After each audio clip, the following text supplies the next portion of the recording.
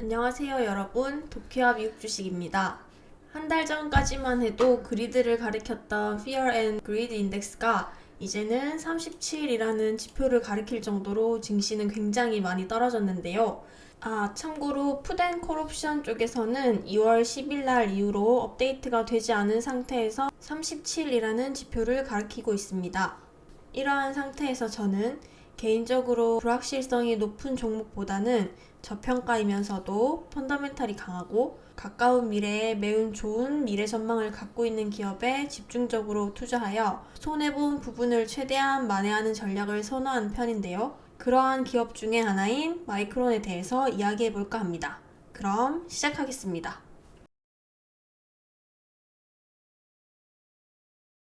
마이크론은 과거 모건 스탠리에서 Winter is Coming 이라는 리포트와 함께 저와 저희 멤버십들에게 좋은 수익을 안겨다준 좋은 종목이었습니다.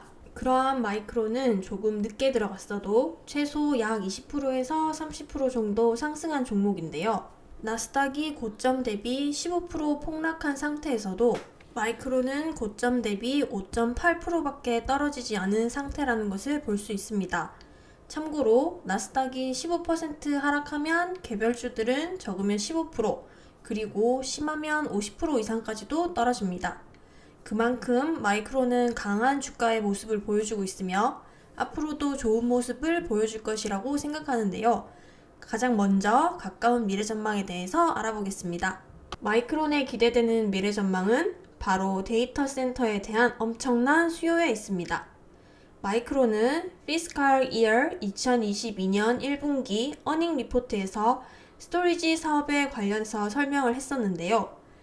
데이터 센터는 지금 메모리 그리고 스토리지 시장에 있어 가장 큰 분야이며 여기서 마이크론이 다음과 같은 이유에서 꾸준히 잘해줄 것이라고 밝힌 바 있습니다. 첫 번째, 마이크론은 데이터 센터에서의 매출액이 지난해 동분기 대비해서 70%나 성장했는데 이것은 계속되는 클라우드에서의 수요, 그리고 이어지는 IT 투자에서 비롯되었습니다. 두 번째는 NVM 익스프레스라고 해서 비비발성 메모리 익스프레스 SSD 장치로 증가한 매출액으로 인해 데이터 센터용 SSD가 늘어날 것이라고 기대가 되고 있습니다. 세 번째는 데이터 센터 비휘발성 메모리 익스프레스 SSD인 7400 SSD를 런칭시켰는데 D램 그리고 낸드와 함께 내부적으로 개발된 컨트롤러 그리고 펌웨어에 적용될 수 있게 되었다는 것입니다. 게다가 이러한 제너레이션 4 NVM 익스프레스 제품은 벌써 두여 개의 중요 고객들에게 채택된 상태이고요. 마지막으로 마이크론은 DDR5를 런칭시켰는데 고객들이 새로운 서버 관련 제품들을 2022년에 런칭할 준비를 하면서 DDR5에 대한 높은 수요가 기대된다는 것을 볼 수 있습니다. 데이터 센터에 대한 수요를 설명드렸으니 데이터 센터 관련 메모리 제품들을 만들어내는 CNBU, 풀어서 말하자면 Compute and Networking Business Unit의 전망에 대해 보다 자세히 알아볼 텐데요. 이 그림은 마이크론의 CNBU와 SBU 부서에서 나오는 매출액의 그림으로 피스칼 ER 기준 2019년부터 2022년까지의 모습을 담고 있습니다. CNBU는 여기 초록색으로 연평균 성장률 CAGR은 2019년부터 2021년까지 25.4%이며 꾸준히 우상향해 가는 모습을 볼 수 있습니다. 그리고 그와 동시에 빨간색 바를 볼 수 있는데요. 이것은 타 기업들의 클라우드 관련 예산을 의미하는 것으로 클라우드 관련 예산과 CNBU의 매출액이 어느 정도 상관성을 가지고 있다는 것을 보여주고 있습니다. 바이두, 아마존, 탄센트, 마이크로소프트, 알리바바, 페이스북, 그리고 구글과 같은 기업들이 높은 예산과 함께 클라우드에 투자하고 있고요. 비록 바이두, 아마존, 탄센트, 그리고 마이크로소프트의 클라우드에 대한 투자 예산은 2021년 대비 2022년 줄어들 것으로 예측되고 있으나 여전히 알리바바, 페이스북, 그리고 구글에서는 예산을 꾸준히 높여갈 예정이고 설사 이러한 기업들의 클라우드 예산이 어느 정도 삭감된다고 해도 2022년 전체 예산은 여전히 2021년에 대비해서 24%의 증가세를 보여줄 예정입니다. 아마존의 경우 AWS 분야에서 4번 연속으로 분기별 매출액이 상승했고 지난해 동분기 대비해서 40% 성장을 해주었으며 마이크로소프트의 애저는 46%의 매출액 성장률 그리고 구글 클라우드는 45%나 성장해 주었습니다. 이와 같이 앞으로도 빅테크 기업에서 예산을 높여나갈 것이기에 클라우드에 들어가는 제품을 만드는 CMBU의 매출액 또한 꾸준히 좋은 모습을 보여줄 것으로 예상됩니다. 다음은 마이크론의 기술력을 경쟁사 대비해서 한번 비교해 보도록 하겠습니다. 가장 먼저 낸드입니다. 우선 낸드의 경우 마이크론은 2020년 4분기 176레이어의 낸드 생산을 들어갔는데 비록 삼성전자보다는 1분기 늦긴 하지만 그래도 SK하이닉스보다 2분기나 더 앞서 있는 상황입니다. 그 다음은 마이크론의 주 매출원인 D램을 보도록 할 텐데요. 마이크론의 공정을 자세히 보시면 2021년 1분기에 1알파 공정을 이용한 D램을 생산할 수 있게 되었습니다. 이는 삼성과 SK하이닉스보다 1년이나 더 앞질러서 나아가고 있다는 것을 볼 수 있습니다. 마지막으로 DDR5의 기술력을 경쟁사들과 비교해 볼 것인데요.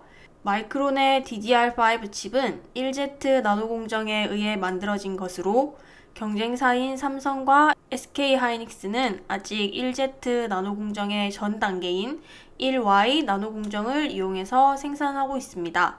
1Z 나노 공정을 통해서 얻을 수 있는 마이크론의 DDR5 장점은 명확합니다. 우선 셀 사이즈는 66.22mJ/로 삼성과 하이닉스보다 더 작고요. 마이크론의 빛 덴시티는 삼성과 SK하이닉스의 것보다 더 큽니다. 쉽게 말해 마이크론의 DDR5가 사이즈는 더 작은데 더 많은 것들을 담을 수 있다는 것이죠. 지금까지 데이터 센터에 대한 수요 그리고 경쟁사 대비 마이크론의 기술력에 대해 말씀을 드렸는데요. 이제 마지막으로 메모리 산업 자체가 본격적으로 회복되어 가고 있다는 것을 보여드릴까 합니다.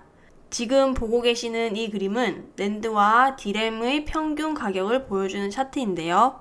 먼저 2018년부터 2019년까지 많은 기업들이 메모리를 생산하는데 과하게 예산을 잡으면서 메모리의 양이 오버서플라이 되었고 고객 기업들은 메모리를 재고에 쌓아둬야 하는 상태까지 다다르게 되었습니다. 이로 인해 메모리의 평균 판매 가격인 ASP는 크게 줄게 되었죠. 그런데 이것도 잠시 메모리가 점점 소진됨에 따라 2021년 12월 낸드의 평균 가격은 작년 대비 25% 그리고 D램의 평균 가격은 58%나 성장하게 되었습니다. 이렇게도 가격이 오를 만한 것이 SIA에 따르면 글로벌 칩 쇼티지라는 환경 속에서 글로벌 반도체 산업에 위치하고 있는 기업들은 2021년 총 555조 원을 기록하면서 2020년 대비 무려 26.2%라는 매출액 성장률을 보여주었기 때문이고요. 더해 이러한 모멘텀이 지속되어 2022년에는 2021년 기준 8.8%나 추가적으로 더 매출액 성장률을 보이게 될 것이라고 예측이 되고 있습니다. 메모리에 대한 수요가 꾸준한 덕분에 앞으로도 마이크론과 같은 메모리 관련 기업들의 매출액은 꾸준히 높아져갈 단가 그리고 메모리 수량과 함께 좋은 미래 전망을 앞두고 있다고 볼 수 있을 것입니다. 지금까지 이렇게 마이크론의 미래 전망에 대해 알아봤는데요. 이러한 부분이 주가에 전부 다 반영이 되었는지 기업의 밸류에이션을 한번 알아보도록 하겠습니다.